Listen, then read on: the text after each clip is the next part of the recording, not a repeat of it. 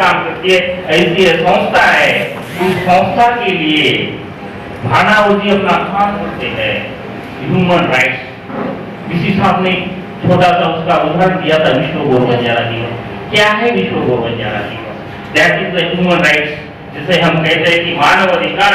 तो इस मानव अधिकार के लिए उन्होंने जो लड़ाइयां लड़ी है, 4 अंतरराष्ट्रीय सम्मेलन उन्होंने किए हैं उसके लिए। 1971 में एक पहला सम्मेलन हुआ जिप्सी रोमानी का, उसके बाद अप्रैल 1978 में दूसरा सम्मेलन हुआ, तीसरा सम्मेलन वे जर्मनी में हुआ, और 1981 में जो सम्मेलन हुआ, उस सम्मेलन में तय हुआ कि विश्व स्तर पर ये जो गौर बंजारा दिवस, विश्व गौर बंजारा दिवस की जो स्थापना है वो वहां जाएगी।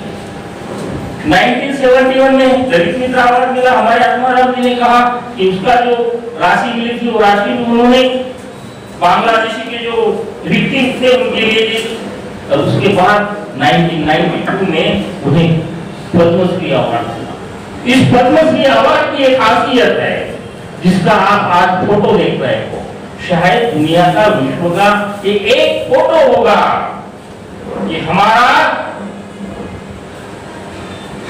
खून, हमारे बाप दादा जिसे कहते हैं, राष्ट्रपति के पीठ पर दुनिया में आज तक किसी को भारत रत्न मिला होगा, कुछ ही मिला होगा, लेकिन ये तस्वीर शायद आपको कहीं नहीं मिलेगी। ये भानावती की खासियत है, ये और किसी नेता की खासियत आज तक के हिस्ट्री में किसी नेता ने नहीं की। राष्ट्रपति वेंकटरामन के पीठ को वो पता है, जब आप फोटो देखेंगे तो पता चलता है ये राष्ट्रपति जी को पुरस्कार दे रहे हैं या राष्ट्रपति जी को दे रहे हैं। ये खासियत है। क्या ताकतवर आदमी होंगे भानावती? भानावती क्या कहते हैं? We are not the empire. हम राजा नहीं है, हम राजा नहीं है, लेकिन राजा का जीना सीखते हैं, लेकिन राजा का जीना सीखते हैं। और वही गाना आगे आया, मैं एक बंजारा ले एक तारा, जो जिससे गाना है जीने वाले को राह सिखाए, जो हिंदी फिल्म वालों ने उस गाने को आगे दोहराया है। बंजारा जीने की राह सिखाए, ऐसे महामानव, इसे महामानव कहा जाना चाहिए।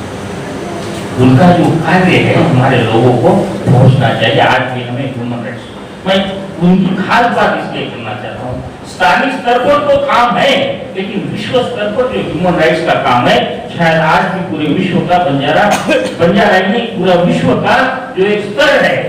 शायद भारत में हमारे सुभाष जी ने ग्लोबलाइजेशन की बात की, लेकिन मैं again repeat and remind you, more than the economical corruption, हमारे देश का जातिगत और धार्मिक जो करप्शन है वो सबसे ज्यादा बेहतर और खतरनाक है जो सांस्कृतिक करप्शन है। अरे इकोनॉमिक करप्शन तो आप किसी भी हद से खत्म कर सकते हो। दिस इज द एक सिस्टम है जिसे हम कहेंगे कि ये सिस्टम हमारी एडमिनिस्ट्रेटिव सिस्टम है, उस सिस्टम का भाग है। लेकिन ये जो जातिगत और धार्मिक करप्शन है ये हमारे दिमाग से जुड़ा हुआ है। जब तक हमारे दिमाग का मसला नहीं साफ होगा, ये जातिगत करप्शन नहीं दूर होगा, ये धार्मिक करप्शन नहीं दूर होगा, और उसी का नतीजा आज हम भुगत भी रहे हैं। और सालून के साथ यहाँ है, खास करके बुलाए, उसी बात से रिलेटेड है। बात कही कि भुगत भागता भूल गए। अरे जो रिजर्वेशन को विरोध करते हैं वही हमारा रिजर्वेशन खा रहे हैं। सालों के साथ बताएंगे, उसमें मैं ज्यादा नहीं जाऊंगा। लेकिन भाइयों, आप सभी से अपील है, आज का दिन जैसे दुख का दिन है वैसे सुख का है, इसीलिए ज्यादा वक्त नहीं लूंगा। लेकिन आप सबसे अपील जरूर है, हमारे मालिक साहब ने बात कही थी कि 14 साल हो गए हमारा प्रीमियर नहीं हुआ। मालिक साहब, इसके लिए ये लोग रिस्पॉन्सिबल नहीं है, इसके लिए ये लोग रिस्पॉन्सिबल नहीं है, समाज रिस्पॉन्सिबल नहीं है। Our representatives are responsible for that. आपको एक बात बता दूं और दावे के साथ कहता हूं, इस मराठा ने बातें हुई इसीलिए कह रहा हूं, नहीं तो नहीं छेड़ रहा था। लगभग 58 मोर्चा उन्होंने निकाले, लाखों की तादाद में निकाले, पूरे राज्य में उन्होंने अपनी ताकत बताई। लेकिन कारण क्या था? जिनके लगभग 145 एमएलए आज असेंबली में है, 145 एमएलए, इतना होने के बाद भी मराठा को आरक्षण नहीं मिल पाया। सुप्रीम कोर्ट ने रिजेक्ट किया, हाई कोर्ट ने रिजेक्ट किया।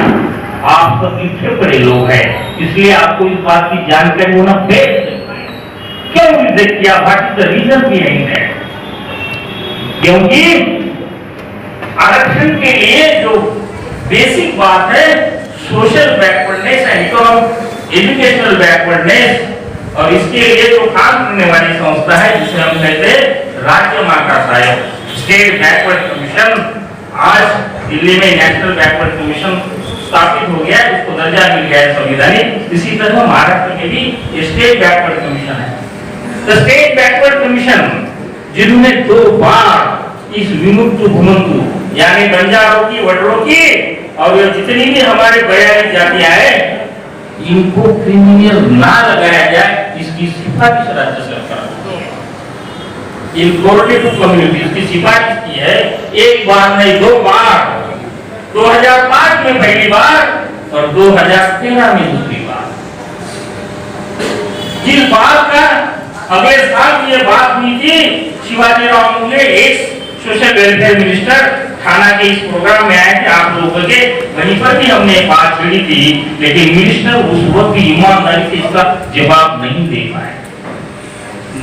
ईमानदारी से जवाब नहीं दे पाए क्योंकि जिन्होंने कई बार हमें आश्वासन दिया था कि हम रद्द करेंगे, लेकिन नहीं किया। जिस सुप्रीम कोर्ट के केस का वो आधार लेते थे, उस सुप्रीम कोर्ट के जजमेंट में क्लियर स्टेटमेंट किया हुआ है कि जो लोग अपने परंपरागत व्यवसाय में एंगेज है, उनको इस प्रिविलेज से बाहर रखना चाहिए। राज्य सरकारें हमें उसकी यादी बनाए और हमें दे, हम वो तुरंत करेंगे। लेकिन हमारी सरकारों ने वो नहीं किया। लेकिन बैकवर्ड कमीशन ने 1 नहीं 2 बार सिफारिश की। असेंबली में लगभग 3 बार विधान परिषद में इसका आश्वासन दिया गया। आप और हम सभी ने मिलकर 18 मार्च 2015 को एक मोर्चा निकाला था आजाद मैदान में। उस वक्त भी हमारे यहाँ के जो आज के सामाजिक न्याय मंत्री है राजकुमार बड़ोल जी ने आश्वासन दिया था, लेकिन आज भी उसकी पूर्तता नहीं की गई। Who is responsible behind that? ये सारी बातें आपको समझना जरूरी है, because we have not doing properly our duties। व्यक्तिगत तौर पर किसी का काम करना अलग है, लेकिन सामाजिक तौर पर काम करना अलग है। हम आज भानावती को क्यों याद करते, नाइक साहब को क्यों याद करते, बाबा साहब को क्यों याद करते, शाहू महाराज को क्यों याद करते? क्योंकि इनका जो काम था, कार्य था, वो किसी एक व्यक्ति के लिए नहीं था, ये पूरे समाज के लिए था, पूरे समाज के लिए था। इसीलिए इनको याद करते हैं, व्यक्तिगत कार्य के लिए नहीं याद करते। शायद कोई उन्हें पहचानता था, नहीं पहचानता था, लेकिन उनका कार्य पूरे समाज के लिए था। ये सबसे बड़ी बात खासियत थी साथियों। ધનભરેર ન્યૂઝ અપડેટે સારું સબસ્ક્રાઇબ બટન અને બેલ આઇકોન પ્રેસ કરો। રોજાના ન્યૂઝ અપડેટ के लिए सब्सक्राइब बटन और बेल आइकॉन